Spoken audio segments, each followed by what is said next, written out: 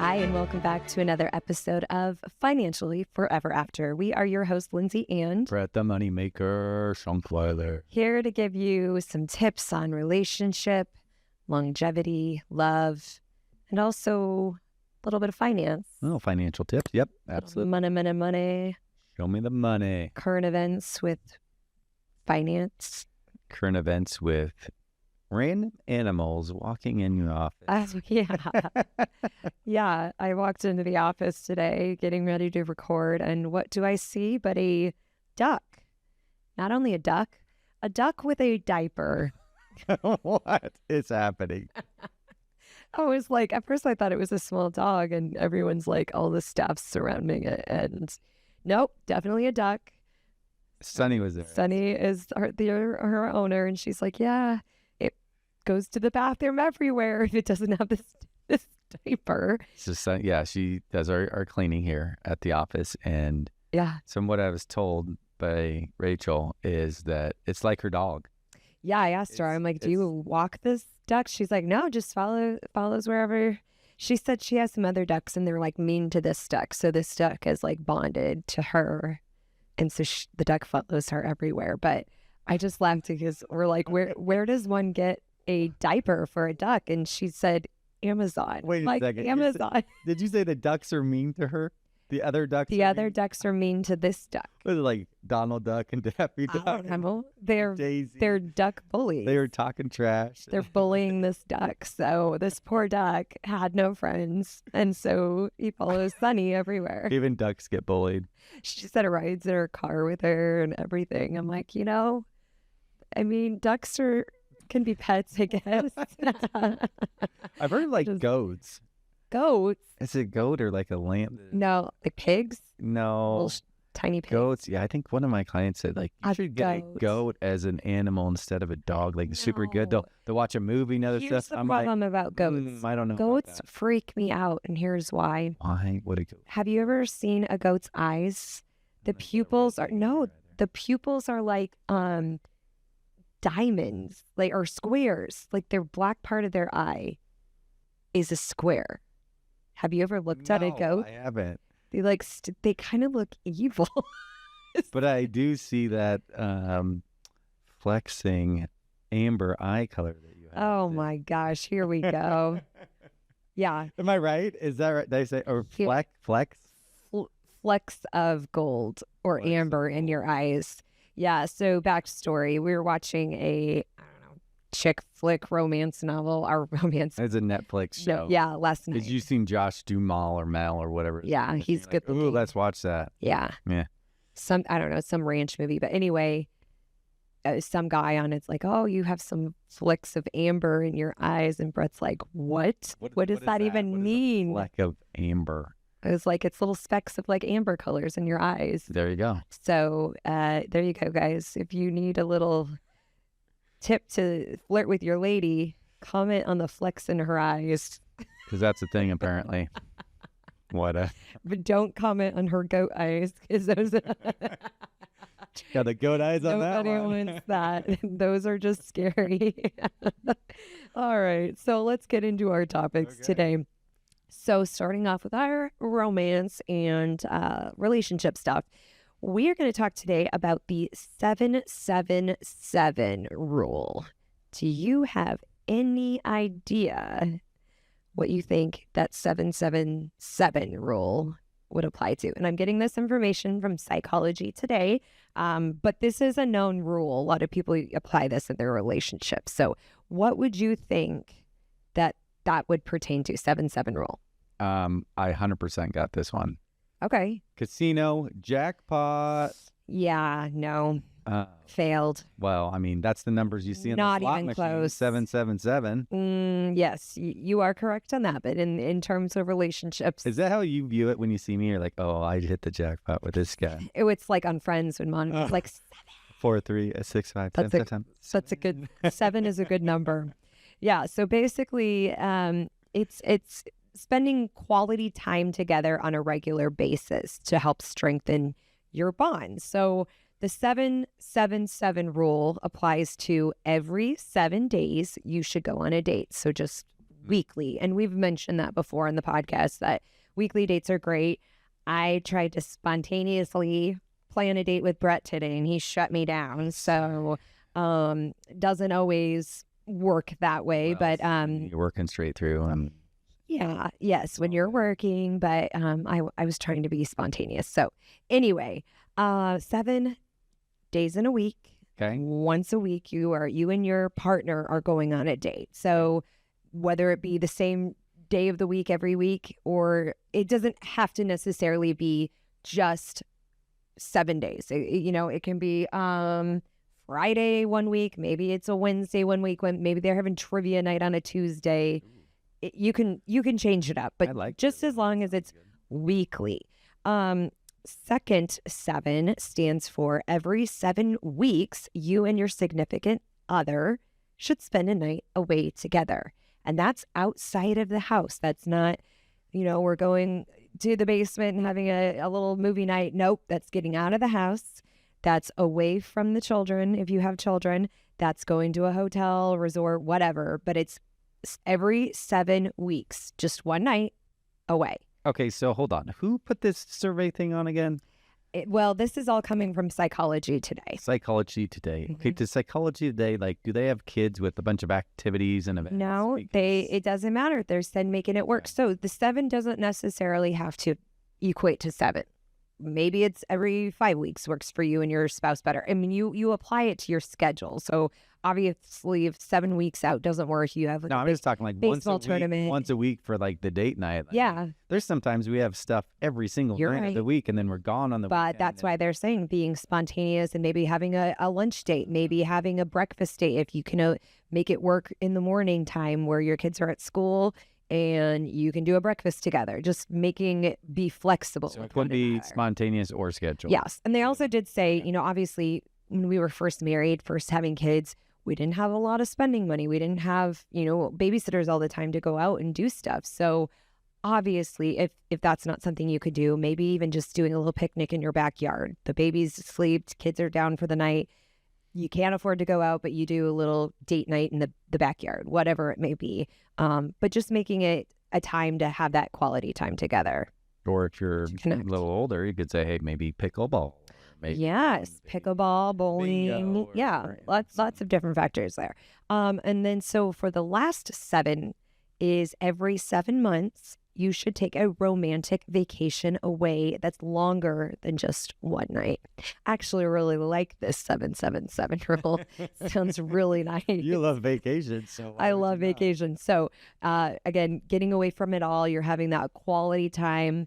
Maybe it's a resort where cell phone usage isn't very accessible and you're really able to have those communication and just reconnect. Just going back to remembering the time when you and your partner were just getting together. And I think back to us, we could talk on the phone for hours about anything and everything. Hours. And I feel like as you grow as a couple, as life gets in the way, maybe you have kids, jobs get in the way, you kind of get away from that a little bit. So that there's a little disconnect and you kind of lose that tightness and closeness that you had, that bond that really worked when you were first getting to know each other. So here's a question for you. Yes, do ask.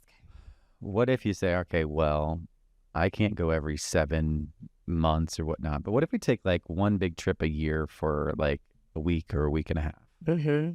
Did they say, hey, you get street cred or you get extra credit because it wasn't just 2 days away? You're a week. Yeah, they did say it's definitely the 777 part can be fluctuated. Maybe 5 months out works better for you.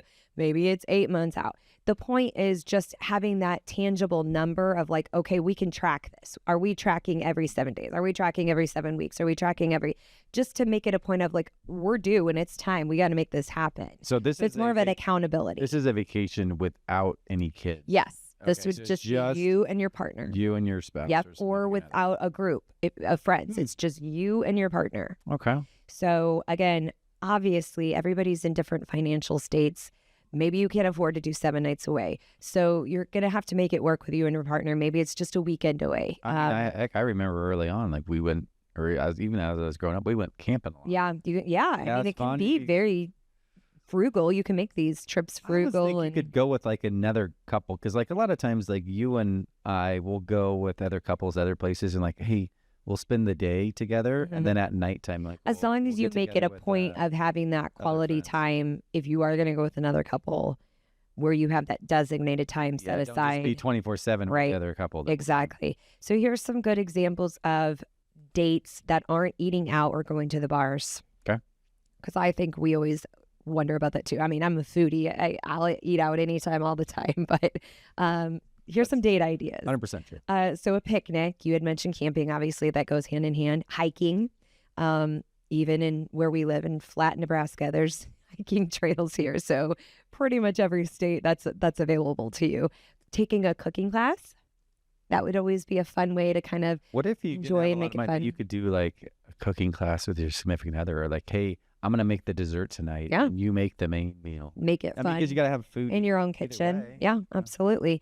Bowling, which we had already mentioned. Oh, yeah. You love your bowling. You know, Dance lessons, which you and I did right on or early on in our relationship. That was our first wedding dance. Well, sometimes like if we have a wedding coming up, what do? You look at the most recent like new song. Like, you remember like Superman like the and a bunch of other and you learn it so you can be cool at the wedding Applebee's on the date night song. Yeah, like when it comes out, so then you could do the dance and oh, they know, but that's fun. Yeah, like we enjoy just doing it at home with just the trying kids to or ourselves. Yeah, and learn it. Yeah, but yeah. So that's always a cheap date there. Cheap date idea. Escape room, which some of us are better at it than others. Yeah, I ain't talking about. My son and I are pretty good at it. I think we like to think I'm pretty smart, but I get in those and like I just can't figure it out. Yeah, I get frustrated. Yeah, I go in every time thinking like, oh, this is gonna be so much. Yeah, I'm gonna figure this one out. Yeah, and I come away disappointed. It happens. So yeah, try to work together and not get frustrated at one another. That could Zoo, scavenger hunt. So a lot of big cities especially have those apps of scavenger hunts that you can do around the city.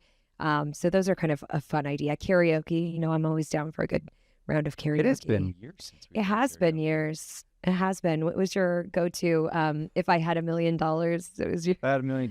So some people say, hey, I'm pretty fly for a white guy. You'd make me sing that, and they're like, hey, you're up. And I'm like, no, I didn't pick a song. Yeah, you belted it out. That was pretty good. Top Golf, and then this is the last one. I thought this one was cool. I thought this was a good idea. It's called ABC dating. Any idea? ABC dating. What that would mean? No idea. So ABC dating is you basically each week, so you're supposed to be doing these weekly, each day of the week is a different alphabet letter. So if it's A, the date has to start with an A. What do you mean? If it's B, whatever your activity is, whatever you're going to, so B would be bowling. Yes. C would be concert, you know, whatever. So it pertains to the letter of the alphabet. So it's just a way to kind of make it fun, spruce it up a little bit. Might have to skip a few letters, you know. I mean, tough with like Q and X's and Z's. Q could be quality time. Like it doesn't have to be, you know. Yeah. But yeah, I understand. That sounds cool. So anyway, so those are some tips for spending quality time with your partner. It's starting to get warmer outside. Lots more activities you can be doing outdoors. Quality time with one another. So 777 rule. Try it out. I think we're going to give this a try. We don't always stick to that once a week. No. So I think that's something we really need to work on ourselves. So. Like once a month. Right? Yeah, I know. We need to be better at making this happen. So there you go. Some tips for strengthening those relationship bonds. So what do we have today for? Okay, so we're going to see, because you're asking me what ABCs meant. We're going to ask you a financial term and see if you know anything about this, which I do not think you do. So we're going to find out. Great.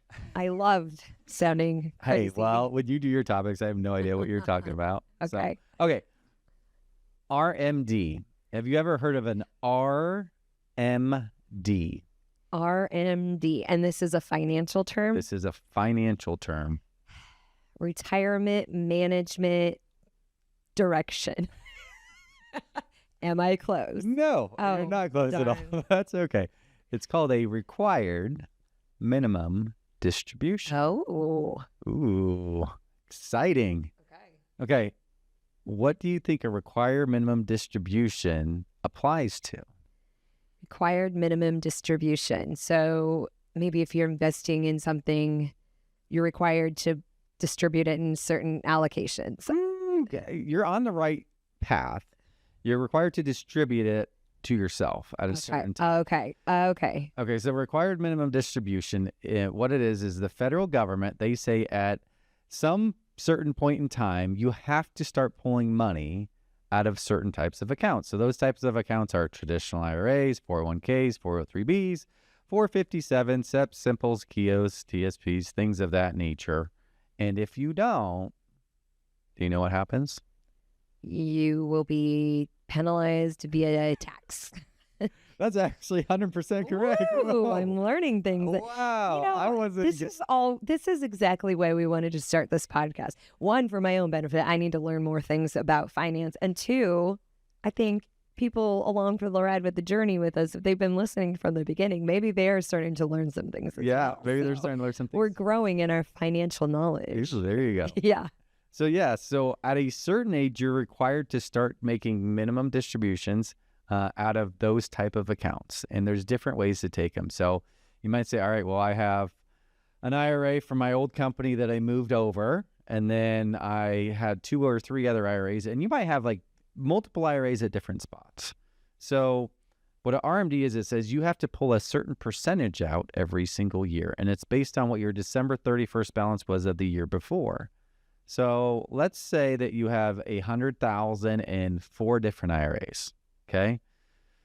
All right. So 100,000, 4 different IRAs. So if you don't know how much you got to pull, the federal government, they have a chart. It's called the Uniform Lifetime Table Chart. Is this chart accessible to anyone? Yeah, you can just Google it. Otherwise, we have it. Yeah, you can just Google it, the RMD chart. At what age and what percentage do you have to start pulling things? So at 73 now it used to be different numbers. So it used to be 70.5. And then they changed it to 72. Now it's 73. And then at some point in time here down the road, for anybody who turns 73 after December 31st, 2032, it's going to age 75. So right there, you're like, oh my gosh, well, that's confusing. Like, how much am I supposed to pull? When am I supposed to pull it? Am I on 70.5? Am I 72? Am I 73? So to make it simple for people, if you haven't hit 73 yet, it's either going to be age 73 or age 75. Like, that's the age you have to start pulling money.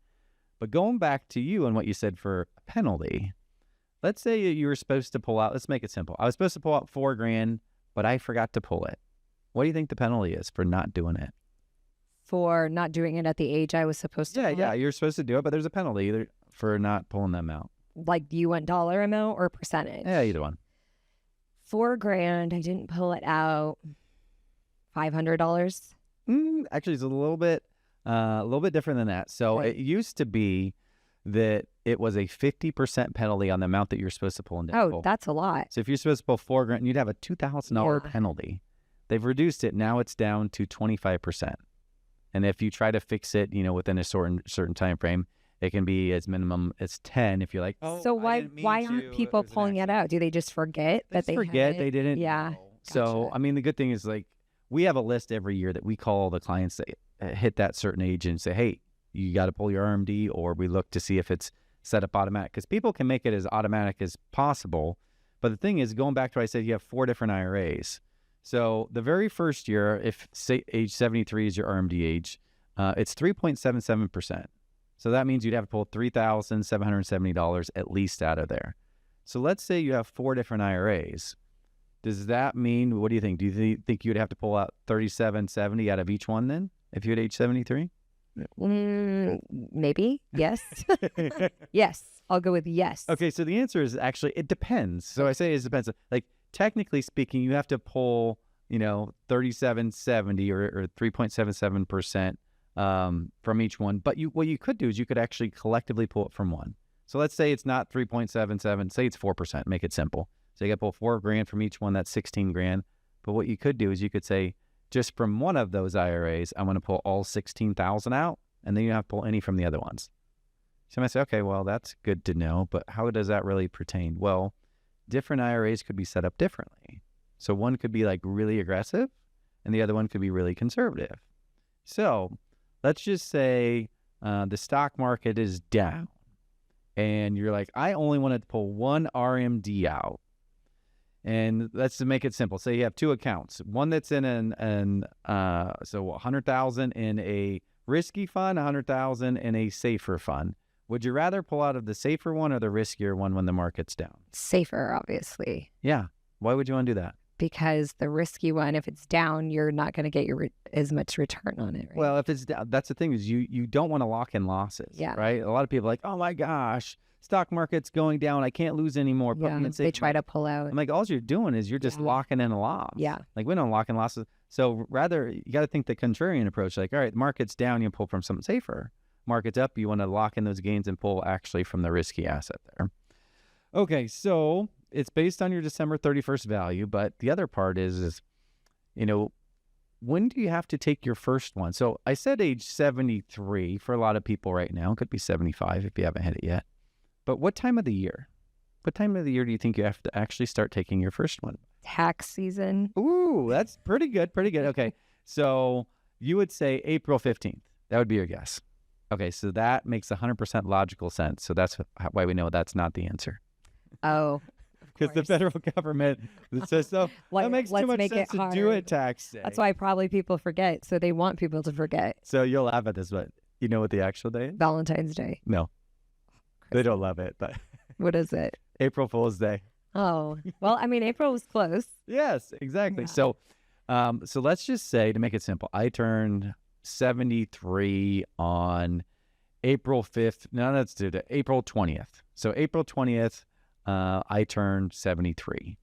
So I technically don't have to pull my first RMD until April 1st of the year following the year in which I reach age 73. So I don't have to take any withdrawal during the whole age 73.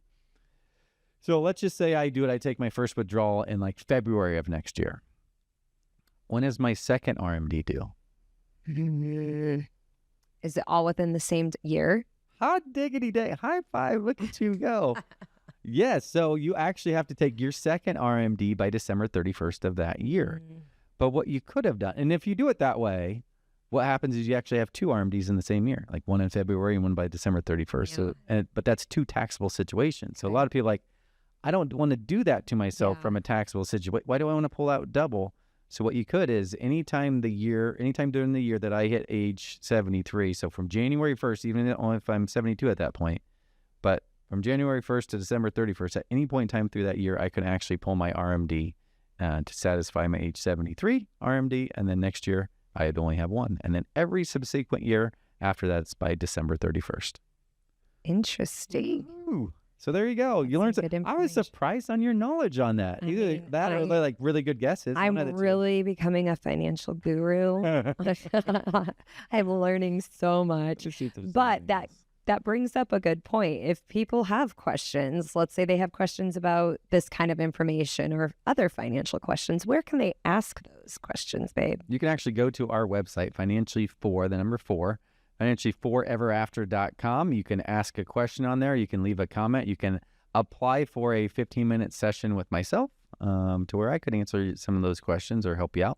But you go online, financially4everafter.com. Yep. And you can also ask those questions on our Facebook, Instagram accounts, as well as our YouTube page. Make sure if you are on YouTube, you hit that like and subscribe button. And we're also on our podcast is just listen. You can listen in on Apple and Spotify. But I do have a quick question for you before we end today. I had a question that someone had wrote in about debt. Their question was, what is the difference between good debt and bad debt? Which is a very good question that I think a lot of people have. So how would you respond to that question? So just think of it like credit card. Like, does this build up your credit? Now, granted, somebody like, oh, I'm going to get a credit card to build up my credit. But if you get a credit card to build up your credit, say you're a 20-year-old, right? Or 18, 19, you're just graduating. Like, I need to build up my credit. I want to rent an apartment, or I want to get a house at some point in time. Well, you need a credit score. So you're like, oh, I'm going to get a credit card and I'm going to pay it back. Okay, fine. But you need to pay it off. Because from a building credit standpoint, even if you pay some off, that's a good thing and it'll help build up credit. But you don't have 18, 19, 20, 22, 25% interest rate. Like, that doesn't help you. Like, that is not a good thing. if you get a car loan, you got a job, you get a car loan, like that will help build up credit as well. But you can pay things off. You can pay it off quicker. That'll help. But you shouldn't have any double-digit credit. Like that should be a no-no. Avoid it at all costs if possible. Now, granted, obviously sometimes things pop up and you have to put it on the credit card. But how we do it is we set up like all our credit cards auto pay. Like if you can't pay for it out of your checking account, you shouldn't put it on your credit card. But a lot of these companies are going to give you free points and free other things. But otherwise, if you have a house, right, you get a house, like which would be considered a good debt. That is a because good of the debt. mortgage. Correct? Yeah, because you have the mortgage. But the other thing is you're paying in and you're building up equity in the house, and it's also taxable. Correct? What do you your mean? Mortgage. Your mortgage tax, like for having a debt for your house, do you get a tax deduction? You could potentially get a tax. Okay. And I say potentially if you itemize. If you have enough deductions, Gotcha. then you can itemize, and then that could be part of it. However, if you do the standard deduction, then it doesn't matter. So, or you might say, hey, I have a $250,000 house and I am normal jobs. Should I itemize? Well, if you have a lot of donations, then maybe, but otherwise the interest on your home is not going to be enough to make sense to do itemized. So therefore the house deduction won't count at all. But also on the home, you have appreciation. So that not only you're paying down the debt, but you also have the appreciation value in the house, hopefully. So that is why that would be a good debt rather than a bad debt. Okay, that's good information. And I mean, obviously not a lot of 20-year-olds can afford a home, but if they were to choose something to go into a good debt, what would be your recommendations? Well, I mean, a lot of times they early on you get a job, and then when you have a job, you get a home loan. I mean, you don't pay it off completely, but so you would recommend purchasing a home over renting to start building up that. I mean, everybody's situation is different. You might say, all right, I don't have 5, 10, 15 grand as a down payment. Put a down payment. And if that's the case, then yeah, you might want to rent first. But it depends on how much you're making. But starting off with a credit card, as long as they're able to pay it off, we'll start working on a good credit score in that case. Credit card would be fine as long as you paid off. Paid off every single month. Don't leave a big balance on that. Or you could get like a car loan. Like a car loan, a lot of people need vehicles. Yeah, so that's right. a good way to do it. Okay. Well, hopefully that answers your question. Thanks for writing in on that. And thank you again for joining us on another episode of Financially Forever After a Love and Money podcast.